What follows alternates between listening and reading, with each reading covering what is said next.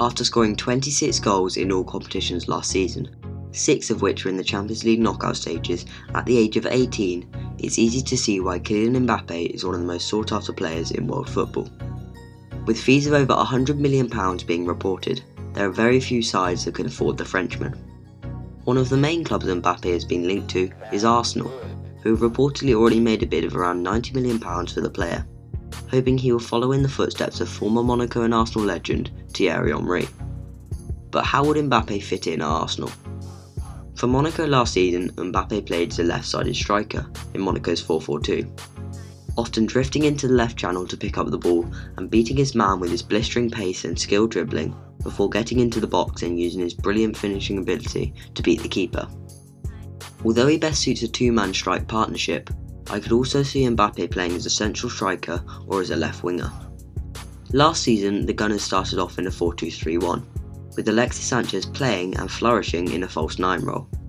Despite his great form, Wenger decided to move him out wide, which coincided with Arsenal's deterioration of form that ultimately meant they missed out on the top 4. For the last few games of the season, Wenger switched to a 3-4-3, winning the FA Cup and giving him the excuse to sign yet another contract. If they revert to a 4-2-3-1, I can't see Mbappe fitting in either at striker or at left attacking midfield. Mbappe thrived last season in a quick transitioning team, scoring most of his goals on the counter-attack when the opposition defenders were dragged out of position. In Arsenal's 4-2-3-1, their attacks are built on possession, averaging 55% of the ball last season. In a similar way to Marcus Rashford, if Mbappe were to play in the left attacking midfield role, which was occupied by Iwobi for most of last season, he would struggle, as his playing style means he needs space to beat his man, and would rarely be able to isolate a defender and beat them if he were playing out wide, especially when the opposition are playing a low block, which many Premier League sides played last season, for example Burnley. He would also not suit the false 9 role, which Sanchez, who is heavily linked with a move away from the Emirates, excelled in last season. Sanchez was so successful up front because he often dropped deep to link the play with his teammates, either pulling the defenders out of position, which left space for the likes of Ozil and Walcott to move into, or having a free roam in attacking midfield.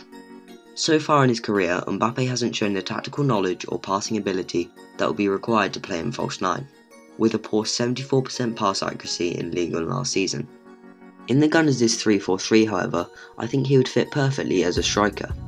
Like Chelsea's title-winning 3-4-3 last season, Arsenal's focuses on counter-attacking and attacking through the wing-backs. At striker, this gives Mbappe the opportunity to get in behind on the counter-attack, and whether it's from crosses or cutbacks, instinctively finish chances in the box, 2 of his best attributes. Overall, if Wenger sticks with the 3-4-3, Mbappe could excel at Arsenal and help them to push for the league title. However, if he continues to stagnate and sticks with the system which has failed to progress the Gunners for the past decade, Mbappe wouldn't fulfill his potential at the Emirates. Thanks for watching. Let us know what you think in the comments below, and don't forget to like, share and subscribe.